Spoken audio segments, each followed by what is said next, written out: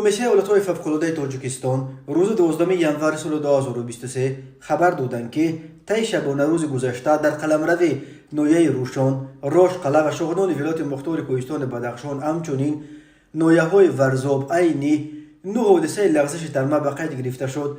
کمیته گفت خوشبختانه این حادثه ها تلفات جانی و خسارات دیگر نداشتند. برای برطرف کردن پیامدهای لغزش ترمه تکنیک شرکت روی آی‌آر‌اس و وزارت نقلیات جلب کرده شده کارهای برطرف سازی عاقبت‌های آن ادامه دارند. بنا به اطلاع کمیته ولایت‌های فوق‌العاده صبح روز 12 ینور راه ماشینگرد روشان بر تن بسته بود و راه دوشنبه خوجند تنها برای حرکت ماشین‌های سبک‌رو باز است. حرکت ماشین‌های بارکش توسط این یگانه شورای بین ولایت سغد و مرکز تاجیکستان به دلیل ریختن ترمه‌های زیاد صبح 12 ینور هنوز محدود کرده شده بود.